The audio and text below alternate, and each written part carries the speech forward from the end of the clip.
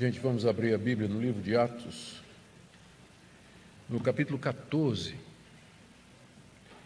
Nós vamos ler, e nós vamos do verso 1 até o verso 18. E nós faremos a leitura à medida que nós prosseguimos na exposição do texto. Nós estamos vendo a primeira viagem missionária, assim chamada, do apóstolo Paulo. Ele e Barnabé haviam chegado à cidade de Antioquia e ali Paulo pregou um sermão extraordinário na sinagoga dos judeus, a ponto de que muitos creram e convidaram para que ele voltasse para dizer as mesmas coisas. E no sábado seguinte, Paulo voltou e quase que a cidade toda estava lá, segundo as palavras de Lucas, para ouvir aquilo que Paulo tinha a dizer. Mas isso provocou a inveja dos líderes judeus, que atiçaram as autoridades por conta da atenção, inveja da atenção que Paulo e Barnabé estavam recebendo, e começaram a contradizer tudo aquilo que eles estavam falando a respeito do Evangelho da Graça. E Paulo, então, cheio do Espírito Santo, repreende os judeus e vai para os gentios, que ficaram muito felizes, porque grande multidão deles havia crido em Cristo Jesus e tinham vindo para ouvir Paulo e Barnabé pregarem. Mas, finalmente, os líderes judeus perseguiram e expulsaram Paulo e Barnabé da cidade de Antioquia. E então eles foram para a cidade de Icônio, continuando a primeira viagem missionária entre os gentios. Hoje eu quero ver com vocês o tempo de Paulo e Barnabé em Icônio e depois em Listra, continuando então essa viagem missionária. Veremos agora então essa primeira parte em que Lucas relata como eles chegaram na cidade de Icônio, versos de 1 a 4. Em Icônio, Paulo e Barnabé entraram juntos na sinagoga judaica e falaram de tal modo que veio a crer grande multidão, tanto de judeus como de gregos. Mas os judeus que não tinham crido incitaram e irritaram os ânimos dos gentios contra os irmãos. Entretanto, Paulo e Barnabé ficaram bastante tempo em Icônio, falando ousadamente no Senhor, o qual confirmava a palavra da sua graça, concedendo que por mão deles se fizessem sinais e prodígios. Mas o povo da cidade se dividiu. Uns eram pelos pelos judeus, outros pelos apóstolos. Vamos até o verso 5. Então surgiu um movimento entre os gentios e os judeus, com o apoio das suas autoridades, para os maltratar e apedrejar. Icônio era uma cidade que ficava a cerca de 130 a 140 quilômetros de Antioquia, representando alguns dias de viagem, ou a pé, ou no lombo de burro, de jumento, cavalo. Essa cidade de Icônio, ela estava ainda na região da Licaônia, e era um importante centro agricultural e comercial na época do Império Romano. Essa cidade é mencionada em vários escritos antigos fora da Bíblia. E é por isso também, através desses escritos, que nós sabemos que lá tinha uma comunidade judaica muito forte, já bem estabelecida, e com um número significativo daquilo que a gente chama de tementes a Deus, que eram os gentios que gostavam do judaísmo, mas não haviam se tornado judeus, e os prosélitos, que eram gentios que tinham se circuncidado e se tinham feito de judeus. Havia muitos desses naquela população ali da cidade de Icônio, não é à toa que Paulo escolheu ali para pregar o Evangelho. E chegando lá, eles fizeram a mesma coisa que tinha feito em Antioquia, e que nós vimos na mensagem anterior. No sábado, eles entraram na sinagoga. Os chefes da sinagoga devem ter dado a palavra para eles, e Lucas nos diz aí que eles pregaram de uma maneira extraordinária, pregaram de tal maneira que creu uma grande multidão de judeus, gentios. E, mais uma vez, isso provoca a oposição dos judeus incrédulos.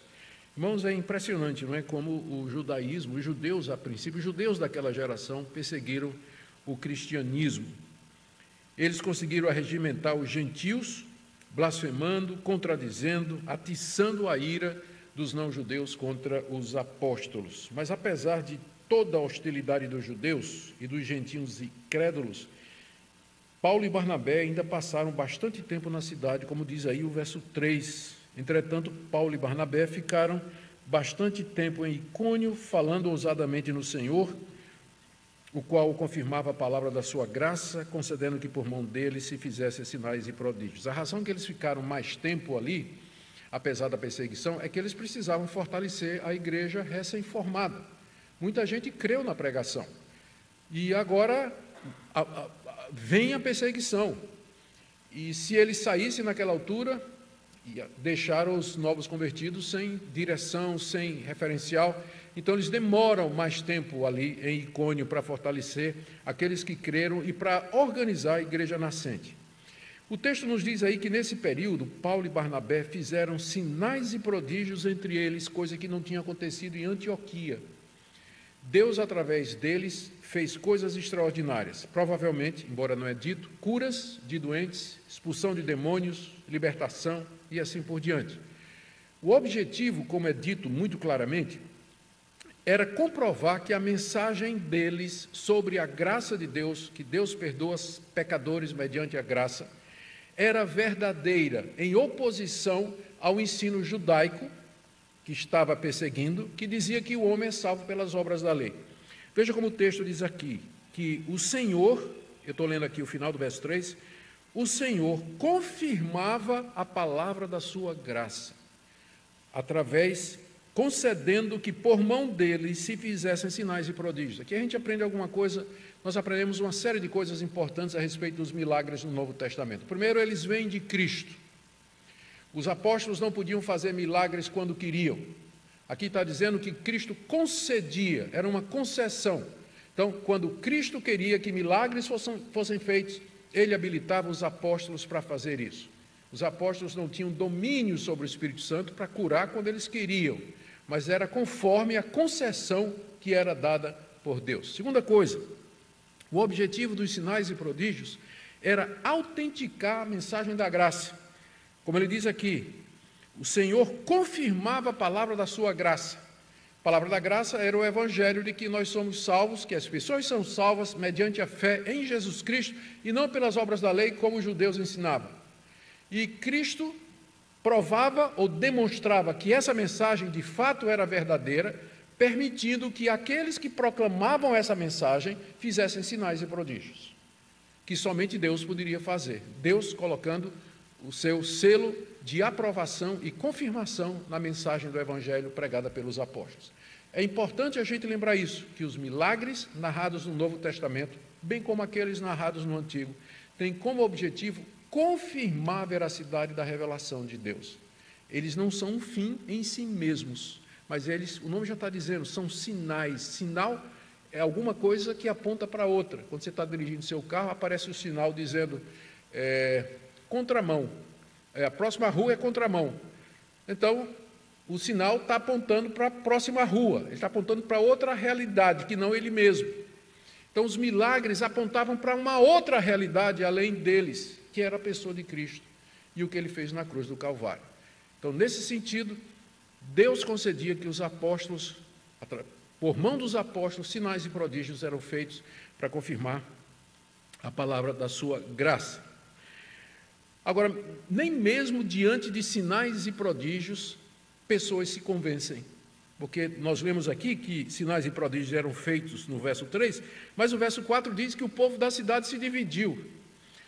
Uma banda era a favor dos judeus, que não fizeram milagre nenhum, e a outra banda era a favor dos apóstolos, que curavam os aleijados, expelia demônios, curava cegos, levantava doentes. Então, vocês veem que, mesmo diante de milagres, tem pessoas que não vão acreditar mesmo. Não vão acreditar. O milagre em si, ele não tem o poder de gerar fé, se não for acompanhada da palavra que explica o milagre, como nós vamos ver mais claramente quando ele chegar em Listra. E assim, a cidade se dividiu, diz aí o verso 4, por conta das acusações dos judeus e seu ensino legalista contra eu não estou falando com você. Ela gosta de se meter em tudo, né? É que eu preciso dela ligada por conta do meu. Eu tenho aqui um alarme daqui a pouco, mas fica aí quietinha.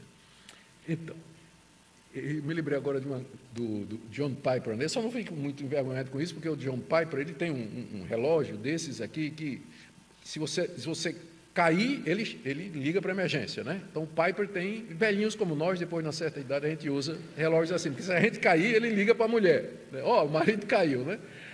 Aí o Piper, todo mundo sabe como é que ele prega, né?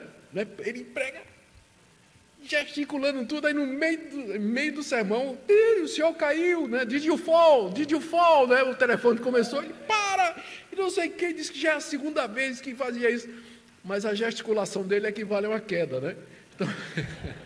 Então vou deixar aqui a Siri quieta aqui. Muito bom. Eu queria ainda, antes de abandonar esse verso 4 aqui, notar que Lucas, apesar de Lucas geralmente reservar o termo apóstolo para os 12 e para Paulo, ele aqui chama Barnabé de apóstolo no verso 4. O povo da cidade se dividiu. Uns eram pelos judeus e os outros pelos apóstolos. Paulo e Barnabé, eles são chamados de apóstolos. Por que isso? Não é que Lucas considera Barnabé como os 12 e Paulo. É que o nome apóstolo, ele é usado no sentido secundário no Novo Testamento de alguém que é enviado por uma igreja local. Silas é chamado de apóstolo, Timóteo é chamado de apóstolo, Epafrodito, porque saiu lá da cidade de Filipos para Roma para trazer uma oferta para o apóstolo Paulo, é chamado de apóstolo. Então, existe um sentido secundário para a palavra. Então, Paulo e Barnabé eram enviados da igreja de Antioquia e, nesse sentido, eles são chamados de apóstolo. Se alguém quiser usar o nome de apóstolo hoje, equivaleria a missionário, enviados por uma igreja para pregar o evangelho em determinado local, mas não como os 12 e como Paulo. Bom, assim os judeus e gentios começaram a tramar contra a vida de Paulo e Barnabé, como diz aí o verso 5. Eles conseguiram o apoio das autoridades de Icônio e planejavam maltratá-los e apedrejá-los até a morte. Apedrejamento era o tipo de execução mais comum entre os judeus para o pecado de blasfêmia. Notem, queridos, como eu já disse, o ódio dos judeus contra Cristo e seus seguidores, quão ardente e intenso. Foram eles que moveram as primeiras perseguições contra os discípulos de Cristo. Eles consideravam Jesus como um falso Messias e receavam o crescimento vertiginoso do cristianismo nas cidades onde havia sinagogas. Não é sem razão que o reino de Deus havia sido tirado deles e passado para um povo que desse os respectivos frutos. Segunda parte do relato que nós temos diante de nós é sobre a chegada de Paulo e Barnabé em Listra e Derbe. Vamos ler do verso 6 até o verso 7. Quando Paulo e Barnabé souberam disso, de que tinham um complô para os maltratar e apedrejar, fugiram para Listra e Derbe, cidades da Licaônia, e para as regiões vizinhas, onde anunciaram o Evangelho. Ainda não era a hora deles morrerem como mártires. Então eles fugiram de Icônio. Eu já tenho dito várias vezes aqui. Martírio só se não tiver outra opção. E uma opção bíblica é fugir para outro país. Se de repente no Brasil for proibido ser crente, vamos embora para um país onde não é. Foi assim que os huguenotes fugiram da França. Foi assim que muitos reformados fugiram dos seus países depois da Reforma Protestante por conta da perseguição do catolicismo. Eles foram para outros países, para outras cidades. O martírio não é uma coisa boa. Você não quer morrer mártir. Se você puder fugir com sua mulher, com seu esposo, seus filhos, fuja, porque é terrível isso aí. E não foram poucos os cristãos no primeiro século que, diante da perspectiva da morte, de morrer comido por leões na arena, crucificado ou decapitado, eles recantaram. Recantaram significa, eles negaram a Cristo diante das autoridades para poder continuar vivendo. Nem todos eles foram fiéis até a morte. Então, que Deus nos livre de uma perseguição.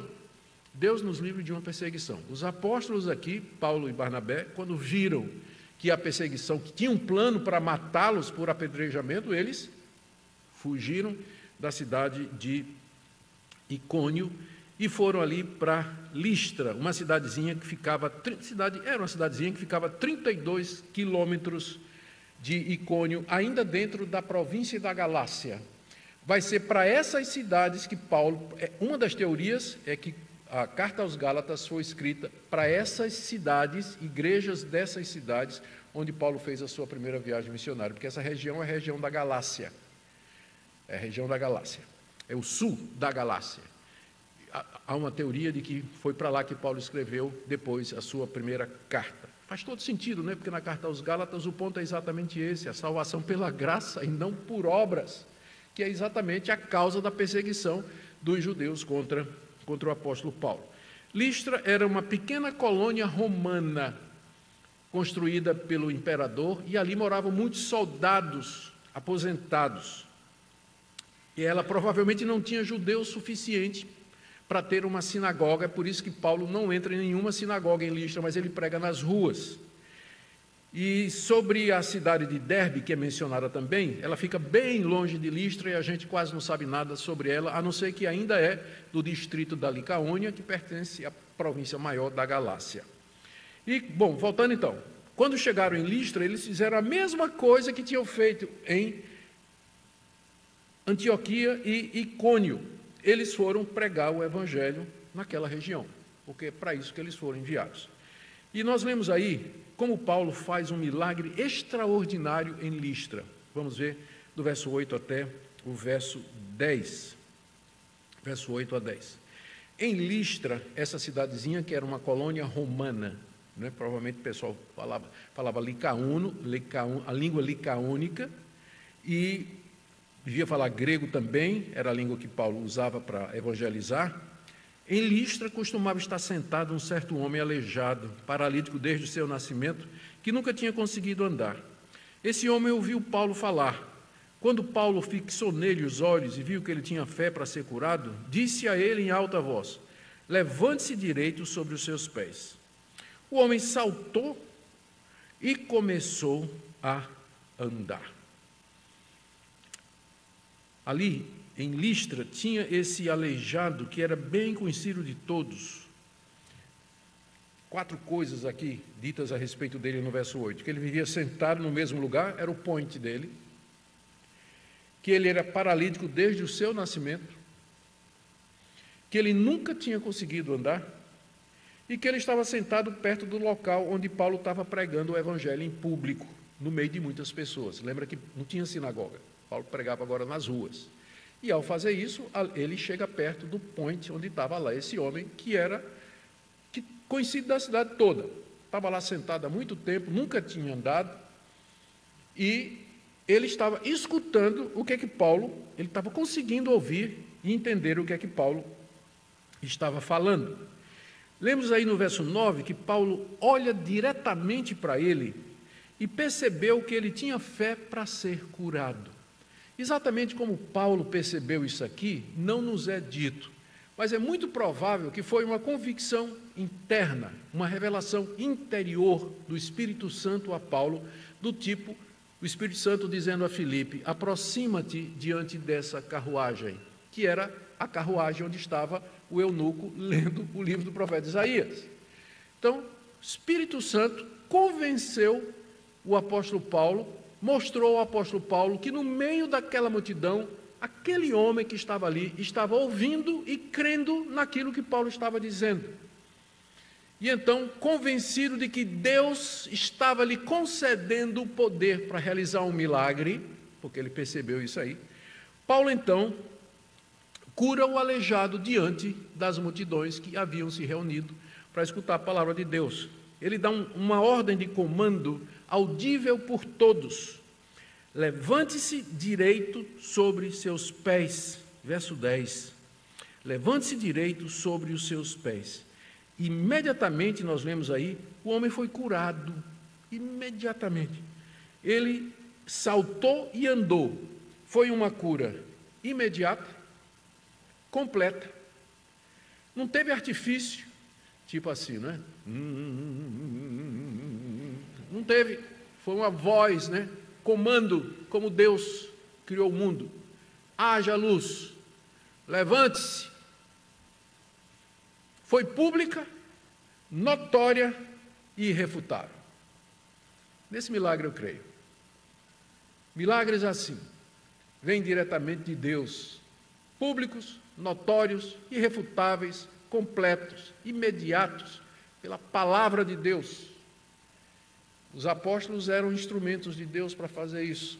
Creio que Deus faz isso hoje? Absolutamente sim. Deus pode fazer a mesma coisa em resposta à oração. Não temos homens como os apóstolos, que possam ser canais disso sempre. Mas qualquer um de vocês, Deus pode responder à oração por cura, uma cura extraordinária como essa. E se for de Deus, vai ser assim. Ou Ele pode usar meios, como costuma fazer. É interessante que em outras ocasiões, embora esteja dito aqui que Paulo viu que o homem tinha fé para ser curado, isso aqui não representa norma, porque no Novo Testamento nós temos exemplos de pessoas que foram curados sem o pré-requisito da fé. Por exemplo, o paralítico no tanque de Betesda, estava lá 30 e poucos anos, esperando o movimento das águas. Quando Jesus chega e pergunta, você quer ser curado? O homem não entende nada, ele diz assim, mas quando é que o anjo vai descer? Quando ele desce, eu não consigo correr e pular na piscina que vem outro no meu lugar. O homem não sabia quem era Jesus, não tinha fé, não sabia de nada. Jesus disse para ele, levante-se. E o homem que não tinha fé, se levanta. Ou aquele aleijado na entrada do templo, na Porta Formosa. Aqui mesmo, no livro de Atos, capítulo 3, Pedro e João entrando no templo, tinha aquele aleijado que estava ali o tempo todo, a vida dele, o point dele era ali na entrada do templo, para receber esmolas. Naquele dia, Pedro passa por ele, junto com João, tem essa convicção aqui, não é? que Paulo tem de que Deus vai querer curar, e olha e o homem olha para eles pedindo alguma coisa. O homem não estava pensando em cura, ele levantou a mão querendo uma esmola. Pedro disse, eu não tenho ouro nem prata, mas o que tenho, isso te dou, em nome de Jesus, o Nazareno, levanta e anda. O homem levantou e andou. Não tinha fé, não sabia quem era Jesus, não tinha a menor ideia. Então, o que significa é que Deus tem seu modo próprio de realizar sinais e prodígios. Às vezes ele requer fé da pessoa. Outras vezes, soberanamente, graciosamente, ele cura e depois disse, agora creia. E algumas vezes simplesmente ele faz isso pelo bem que ele tem à humanidade para dar testemunho de si mesmo. E não tem nenhuma relação com a fé da pessoa.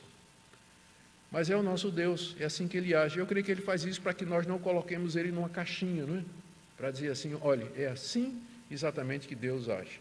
Ele é livre para exercer o seu poder conforme Ele deseja.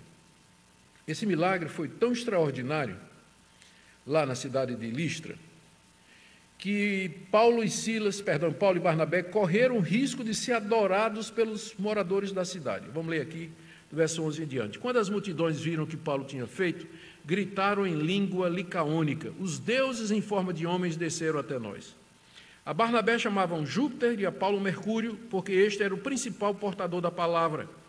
O sacerdote de Júpiter, cujo templo estava em frente da cidade, trazendo touros e grinaldas para junto dos portões da cidade, queria oferecer um sacrifício juntamente com a multidão. Porém, ouvindo isso, os apóstolos Barnabé e Paulo, rasgando as suas roupas, saltaram para o meio da multidão, gritando, senhores, por que estão fazendo isso? Nós também somos seres humanos como vocês, e sujeitos aos mesmos sentimentos, e anunciamos o Evangelho a vocês para que se convertam dessas coisas vãs ao Deus vivo que fez o céu, a terra e o mar e tudo que neles há. Nas gerações passadas, Deus permitiu que todos os povos andassem nos seus próprios caminhos, contudo não deixou de dar testemunho de si mesmo, fazendo bem, dando a vocês chuvas do céu e estações frutíferas, enchendo o coração de vocês de fartura e de alegria. E dizendo isso, foi ainda com dificuldade que impediram a multidão de lhes oferecer sacrifício. Queridos, a religião predominante naquela região, era a chamada religião greco-romana, baseada nas obras de Homero. Homero era um poeta grego, cego, que viveu cerca de 8 anos antes de Cristo, onde ele falava do Olimpo, falava de Zeus, falava de deuses. E as obras de Homero, especialmente Ilíada e Odisseia, serviram de base para a construção da chamada mitologia grega ou as religiões grega e romana. Os deuses de Homero eram deuses semelhantes aos homens, com paixões e desejos humanos. De vez em quando eles desciam à terra na forma humana para interagir com os homens, e o mais famoso era Zeus, que assumia forma humana e descia para ter relações com as mulheres. E do relacionamento do deus Zeus com as mulheres humanas, nasceram semideuses como os dois mais conhecidos, Hércules e Teseu, dentro da mitologia grega. Então, era isso que esses homens criam, essa era a religião deles. E havia especialmente, quando viram um milagre extraordinário que Paulo fez, eles imediatamente pensaram que os seus deuses tinham assumido forma humana e tinham vindo visitá-los, porque aquilo que tinha acontecido não era humano, somente os deuses poderiam ter feito alguma coisa dessa natureza. E começaram a gritar isso no dialeto local deles, começaram a gritar no dialeto local. Diz aqui, né, verso 11, quando as multidões viram o que Paulo tinha feito, gritaram em língua licaônica, os deuses em forma de homens desceram até nós. Listra aqui tem uma informação que eu trouxe para vocês, que vai explicar um pouco isso aqui. Listra tinha um templo dedicado a Zeus, seu deus patrono. Por isso que tinha um templo a Zeus na frente da cidade, porque Zeus era o patrono da cidade. Por quê?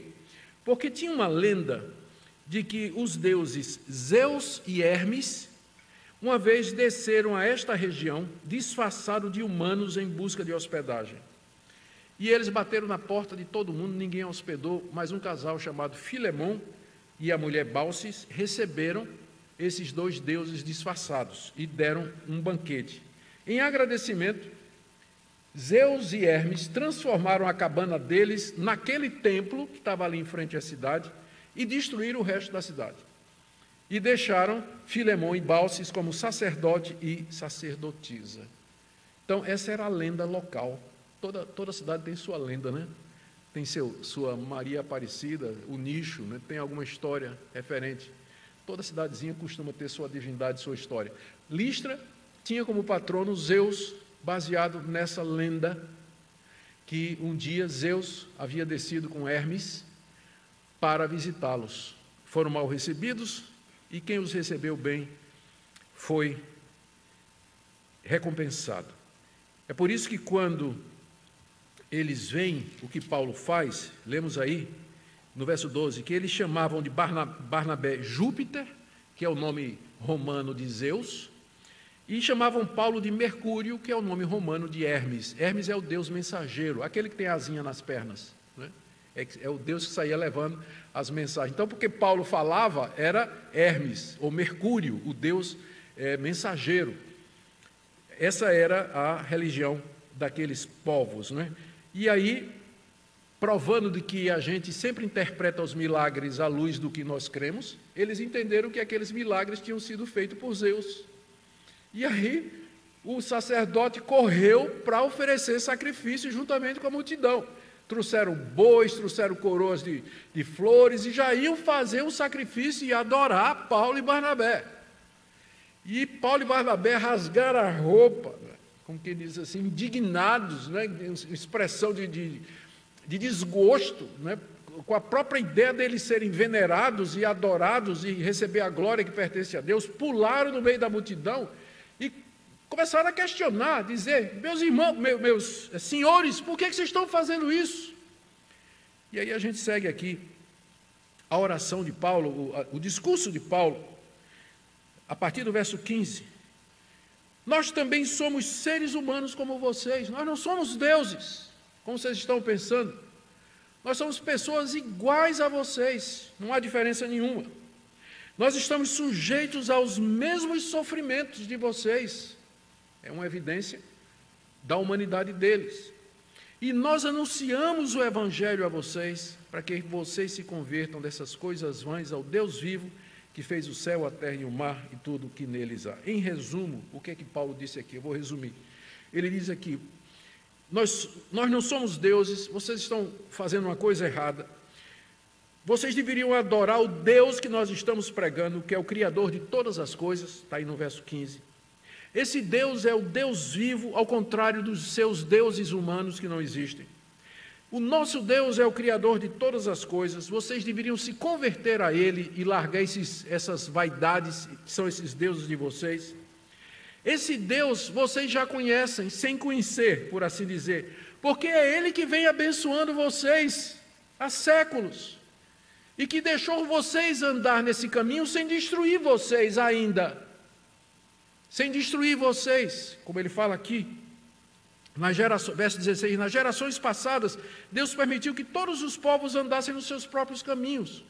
Ele não mandou o dilúvio outra vez, Ele não fez descer fogo do céu como Sodoma e Gomorra.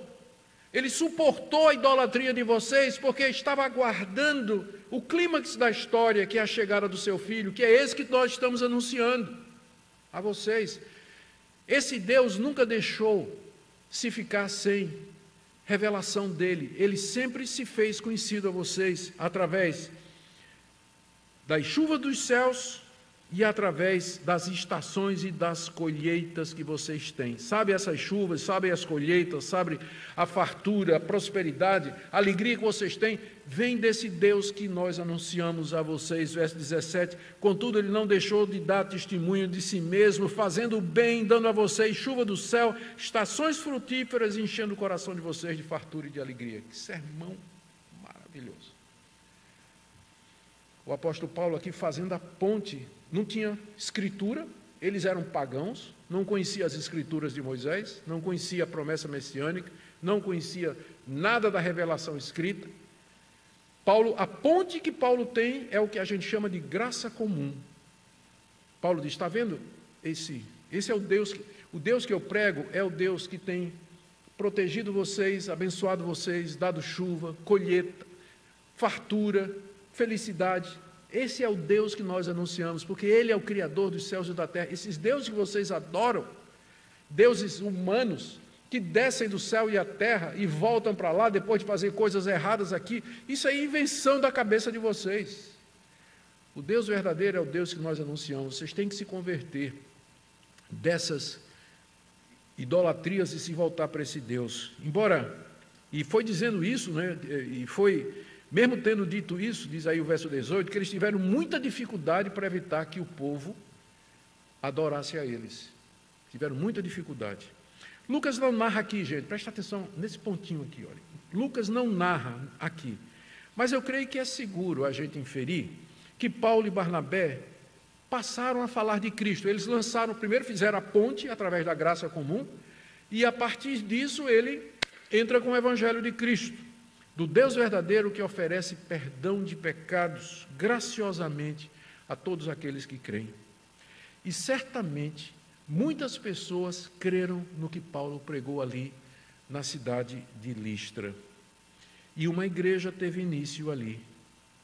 E quem sabe entre os que se converteram, tinha uma mulher chamada Lóide, que tinha uma filha chamada Eunice, e que tinha um molequinho chamado Timóteo, porque é em Listra que alguns anos depois Paulo vai encontrar Timóteo, que foi criado pela mãe e pela avó, que provavelmente se converteram nessa ocasião. O que nós podemos aprender daqui? Eu tinha enumerado umas 7 coisas, mas minha filha sempre diz que minhas aplicações fazem com que o sermão fique muito pontudo, tem muito ponto. Então, reduzi para 3. O que a gente pode aprender aqui de tanta coisa? Primeiro, o uso da graça comum como ponte para anunciar o Evangelho num ambiente onde as Escrituras não são conhecidas. Essa é uma dificuldade que talvez você tenha na hora de compartilhar o Evangelho com alguém que não crê na Bíblia, que não conhece a Bíblia, não está a par da revelação escrita. Como é que você fala, como é que se comunica o Evangelho a uma geração que é cada vez mais pós-cristã, materialista, seguindo o paganismo, o neopaganismo? Então, uma boa dica é aprender com os apologetas, com os estudiosos, a usar o que a gente chama de pontos de contato, que mesmo pessoas que nunca ouviram falar de Deus, nunca leram a Bíblia, não estão familiarizados com o cristianismo, mas porque eles têm a imagem e semelhança de Deus no coração, eles têm noção do certo e do errado, eles têm noção de culpa, eles têm noção de virtudes, de justiça e assim por diante, eles têm prazer em coisas belas, eles conseguem ver o belo, apreciar aquilo que é gostoso, aquilo que é bonito. Então, tem muitas pontes que são comuns à humanidade, e você pode começar por ali, como Paulo fez aqui. Essas chuvas, colheitas que vocês têm, de onde é que vocês acham que vem isso aí? É do Deus que eu anuncio a vocês. Segunda coisa, Deus pode fazer sinais hoje em resposta às orações, como eu disse, mas seus sinais e prodígios sempre estão relacionados com a pregação do verdadeiro Evangelho. As pessoas pensam, já disse, né? As pessoas sempre me chamam de cessacionista, dizendo que eu não creio que Deus faz milagre hoje. Não é verdade. Eu creio que Deus... Minha bronca é com o uso errado dos sinais e de prodígios, como se fosse um fim em si mesmos. E a manipulação disso aí, como se fosse possível, as pessoas produzirem essas coisas para outros fins. Creio que Deus é soberano, creio que Deus pode levantar uma pessoa doente, Deus pode curar de maneira direta, Deus pode fazer tudo o que Ele quiser.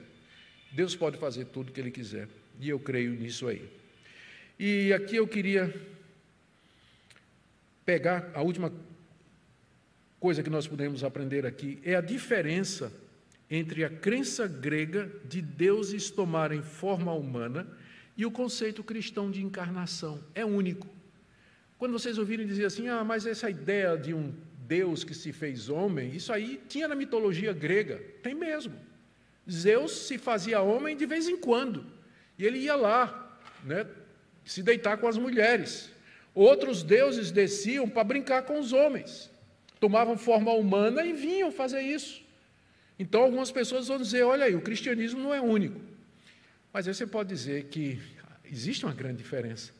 Porque Zeus tomava uma forma humana, descia, se misturava com os homens e depois ele voltava, ele largava aquele corpo humano e ele voltava a ser o Deus divino, sem nada humano. O nosso Deus, ele veio até aqui e ele adicionou uma natureza humana à sua natureza divina para sempre. Ele é Deus homem para todo sempre. Por isso que Paulo diz que só há um Deus e um mediador entre Deus e os homens, Jesus Cristo, homem. Ele continua perfeito homem, verdadeiro homem, à direita de Deus. É por isso que ele pode interceder por nós.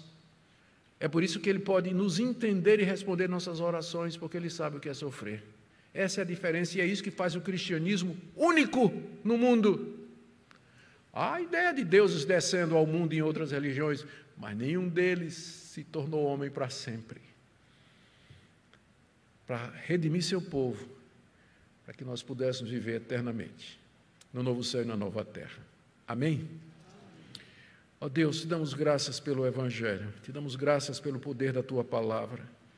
E nós oramos, ó Deus, por um avivamento espiritual legítimo, em que essas verdades únicas que vêm da Tua parte, ó Deus, sejam pelo Teu Espírito trazidas ao coração, para que nós possamos testemunhar delas ao mundo perdido. Obrigado, Senhor Deus, por essa noite, pelos irmãos que aqui se encontram. Em nome de Jesus. Amém.